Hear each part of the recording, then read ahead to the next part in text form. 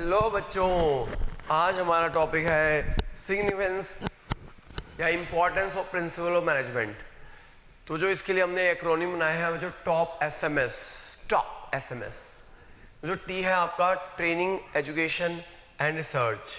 तो इनकी क्या इंपॉर्टेंस है बच्चों प्रिंसिपल्स की? ये जो प्रिंसिपल्स हैं आपके, जो भी आप हायर स्टडीज करोगे, बीबीए, एमबीए, इवन जितनी भी कंपनीज होती हैं उसके अंदर भी जितनी भी कंपनीज होती हैं वो भी अपने अपने जो एम्प्लॉयज़ होती हैं उनको ट्रेनिंग देने के लिए इन्हीं प्रिंसिपल को ग्राउंड बनाती है। तो ये मैनेजमेंट के आप कह सकते हो बेसिक ग्राउंड वर्क है for development of management as a discipline. यानी कि अगर आपको आगे फर्दर स्टडीज करनी है, ट्रेनिंग, एजुकेशन, रिसर्च, यानी मैनेजमेंट आप ट्रेनिंग करना चाहते हो, एजुकेशन करना चाहते हो, रिसर्च करना चाहते हो, तो यही प्रिंसिपल आपके ग्राउंड बनेंगे as a basic ground work बनेंगे development of management as a discipline. यानी आप बीबीए करनी है, एमबीए करनी है, इवन जो बड़ी बड़ी कंपनीज होती हैं बच्चों, वो भी अपने जो एम्प्लॉयज़ होती हैं उनको ट्रेनिंग करने के लिए इन्हीं प्रिंसिपल को बेस बनाती है और यही आगे हायर स्टडीज़ का भी बेस है। ओ बच्चों, ओ क्या है? Optimum utilisation resources and effective administration. ये मैनेजमेंट, ये जो आपके प्रिंसिपल्स हैं आपको वेस्टेज ऑफ रिसोर्सेज रोकने में हेल्प करते हैं, क्योंकि ये कहते हैं ट्रायल एरर अप्रोच आपको फॉलो नहीं करनी है। जो भी डिसीजन लेने हैं वो आपको एक साइंटिफिक वे में लेने हैं। जैसे हमने पढ़ा था कहाँ पे, science not a rule of thumb. तो वो जो science not a rule of thumb perfect example है कि वो कहता है कि आपको कोई भी डिसीजन लेना है, कैसे नहीं, आपको ये नहीं देखा कि आपके दादाजी कैसे करते थे, फादर कैसे करते थे, फोर फादर कैसे करते थे, इंट्यूशन के बेसिस पे नहीं करता। आपको एक साइंटिफिक स्टडी करनी है और बेस्ट मेथड निकालना है और उसके बाद आपको ये चीज़ करनी है। इफेक्टिव एडमिनिस्ट्रेशन, तो फिर जो इफेक्टिव एडमिनिस्ट्रेशन है कि आपके जो डिसीजंस होंगे वो फ्री फ्रॉम पर्सनल बायस होंगे। For example subordination of individual interest to general interest. Subordination of individual interest to general interest कहता था कि अगर आपको मैनेजर के सामने एक उसका पर्सनल इंटरेस्ट है और एक ऑर्गेनाइजेशन इंटरेस्ट है, तो ऑर्गेनाइजेशन इंटरेस्ट को ऊपर रखना है as compare to personal interest. तो आप फ्री ऐसे डिसीजन लोगे जो फ्री फ्रॉम पर्सनल बायस है। तो subordination individual interest to general interest perfect example है। तो केस स्टडी में अगर ये प्रिंसिपल आता है तो आप बोलोगे इफेक्टिव एडमिनिस्ट्रेशन हो रही है, क्योंकि हम डिसीजन अपने पर्सनल बायस से ले रहे हैं, अपने जहाँ पे हमारा फेवर है, जहाँ हमारा फेवर है वो नहीं ले रहे, हम ऑर्गेनाइजेशन के फेवर में ले रहे हैं। थर्ड पॉइंट है बच्चा provide the manager with useful insight into real world situation. तो जो देखो ये जो प्रिंसिपल जो बने हैं हमारे पास्ट में जो मिस्टेक्स हुई थी उनको देख के ये प्रिंसिपल बने हैं, ये बेस्ट गाइडलाइंस है। तो जो लर्न फ्रॉम, हमने जो पास्ट मिस्टेक से लर्न किया और conserve time by solving recurring problems quickly. यानी अगर हम प्रिंसिपल्स फॉलो करें, ये प्रिंसिपल ऐसे बने हैं, एक्सपेरिमेंटेशन से बने हैं, प्रैक्टिस से बने हैं। तो लर्न फ्रॉम पास्ट मिस्टेक्स, आप पास्ट मिस्टेक्स से जो लर्न कर सकते हैं और सॉल्व कर सकते हैं प्रॉब्लम क्विकली। यानी ये जो आपके प्रिंसिपल्स है, जो पास्ट में मिस्टेक्स हुई उनको आप ना दोहराएं और जल्दी से जो आपके सामने प्रॉब्लम आए जल्दी से सॉल्व कर लें क्विकली। तो ये वो सिचुएशन प्रोवाइड करते हैं। जैसे फॉर एग्जांपल सेंट्रलाइजेशन डिसेंट्रलाइजेशन का एग्जांपल है कि भैया पहले क्या होता था कि आप सारे डिसीजन खुद ले रहे हो, तो आपका जो इंपॉर्टेंट मैटर्स है उन पे टाइम नहीं मिलेगा। तो प्रिंसिपल बना कि आपको जो इंपॉर्टेंट मैटर्स है वो आप क्या कर दीजिए, जो इंपॉर्टेंट मैटर्स है वो आप सेंट्रलाइज कर दीजिए और जो रूटीन मैटर है वो डिसेंट्रलाइज कर लीजिए। तो इससे क्या होगा कि मैनेजमेंट का टाइम बचेगा इंपॉर्टेंट डिसीजन लेने का, और जो रूटीन मैटर है हम डिसेंट्रलाइज कर देंगे। तो इससे अपने पास्ट मिस्टेक से सीखा कि पहले लोग क्या करते थे, सारे डिसीजन खुद ले लेते थे, टॉप लेवल खुद ले लेती थी, लोअर लेवल के लिए कुछ करती नहीं थी, उसका टाइम नहीं बचता था, तो इंपॉर्टेंट मैटर डिले हो जाते थे। अगला बच्चों सोशल रिस्पॉन्सिबिलिटी, जो टॉप एसएमएस है आपकी सोशल रिस्पॉन्सिबिलिटी, जो ये आपकी प्रिंसिपल जो है रिस्पॉन्सिबिलिटी, जो डिमांड ऑफ पब्लिक है कि आपने जो प्रॉफिट कमा रही है कंपनी वो सोसाइटी के रिसोर्सेज से कमा रही है, तो हमें जो सोशल रिस्पॉन्सिबिलिटी भी फुल करनी है साथ साथ। यानी ये प्रिंसिपल आपको हेल्प करते हैं सोशल रिस्पॉन्सिबिलिटी फुल करने में। जैसे प्रिंसिपल इक्विटी क्या कहता है कि भैया हमें डिस्क्रिमिनेशन नहीं करनी अपने एम्प्लॉयज़ में on the basis of sex, on the basis of religion, on the basis of caste. हमें फेयर रहना है, जस्ट एंड फेयर ट्रीटमेंट करना है। तो जो ये हमें जो प्रिंसिपल है सोशल रिस्पॉन्सिबिलिटी निभाने में भी हेल्प करते हैं।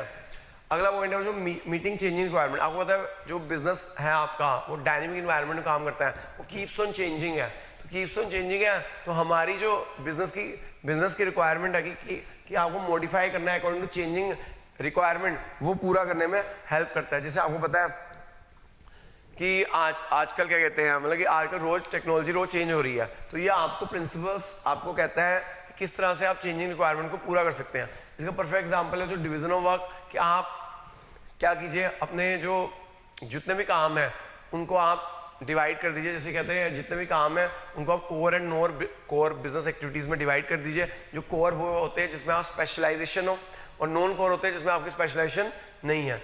जो नॉन कोर है वो आप आउटसोर्स कर दीजिए, और जो कोर एक्टिविटीज़ है उस पर और एफिशिएंसी लाइए। अगर आप और एफिशिएंसी लाएंगे तो उसमें आप और परफेक्ट हो जाएंगे। ठीक है, ये तो मीटिंग चेंजिंग रिक्वायरमेंट है, ये आपके प्रिंसिपल आपको हेल्प करते हैं। जैसे एग्जांपल है आपका डिवीजन ऑफ वर्क, कि आप डिवीजन ऑफ वर्क कीजिए, core and non core area में डिवाइड कीजिए, और उसके बाद जो कोर एक्टिविटीज़ है उनको आप खुद अपने पास रखिए, और नॉन कोर एक्टिविटीज़ को आप आउटसोर्स कर दीजिए। इससे आप एफिशिएंट हो जाएंगे, प्रोफिशिएंट हो जाएंगे। तो ये आपको हेल्प करते हैं। जिस तरह से आपकी चेंजिंग एनवायरनमेंट चेंज हो रही है उस हिसाब से आपको ढलने में मदद करते हैं प्रिंसिपल्स।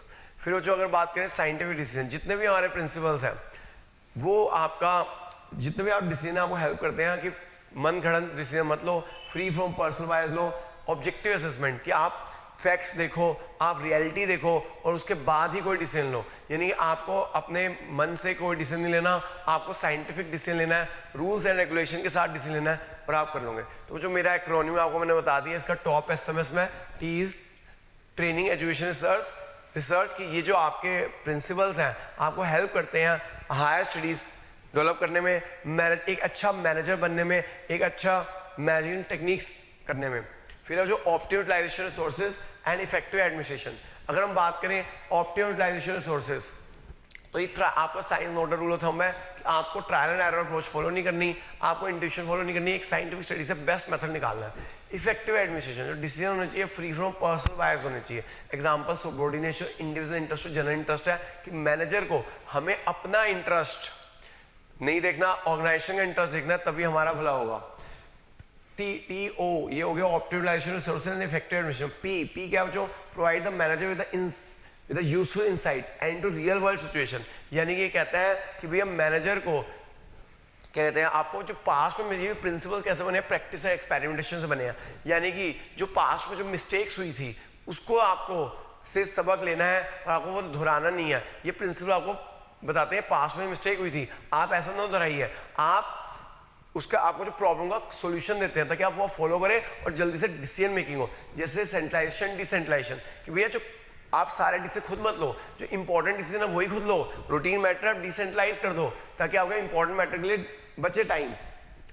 अगला पॉइंट है बच्चे सोशल रिस्पॉन्सिबिलिटी। ये प्रिंसिपल सोशल रिस्पॉन्सिबिलिटी निभाने में आपको हेल्प करते हैं, जो कि डिमांड है पब्लिक की। जैसे एग्जांपल है प्रिंसिपल इक्विटी, कि भैया हम अपने एम्प्लॉइज के साथ जस्ट एंड फेयर रहना है, उनके साथ डिस्क्रिमिनेशन नहीं करनी है on the basis of sex, religion, caste. अगला जो टॉप SMS M क्या बेटा, मीटिंग चेंजिंग रिक्वायरमेंट्स, यानी कि हमें अपने आप को चेंज करना है अकॉर्डिंग टू चेंजिंग रिक्वायरमेंट। जैसे फॉर एग्जांपल आज की डेट में स्पेशलाइजेशन का जमाना है, तो डिवीजन ऑफ वर्क का प्रिंसिपल कहता है कि आप अपने वर्क को दो तरह के डिवाइड कीजिए, core activities and non core activities. Non core activities आप आउटसोर्स कर दीजिए, कोर एक्टिविटीज अपने पास रखिए और उसको और प्रोफिशिएंट हो जाएंगे और एफिशिएंट हो जाइए।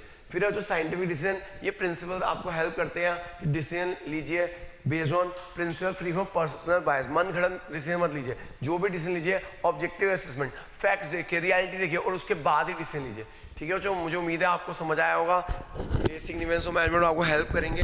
मेन जो केस लिया वो क्रैक करनी है, ये प्रिंसिपल्स याद रखिएगा, इनको रिलेट कीजिएगा प्रिंसिपल इक्विटी सोशल रिस्पॉन्सिबिलिटी के साथ, division of work meeting changing requirement के साथ। अगर ये चीज़ें ध्यान रखेंगे आप तो आप केस स्टडी क्रैक कर सकेंगे। Subordination, individual interest, general interest, optimization resources, and effective administration. Sign nodal rule of thumb: optimization resources, subordination, individual interest, general interest, general administration. Centralization, decentralization, provide the manager with the useful insight into real world situation. तो ये जो principal अगर ध्यान रखोगे तो case study आराम से crack कर दोगे बच्चों। थैंक यू बच्चों।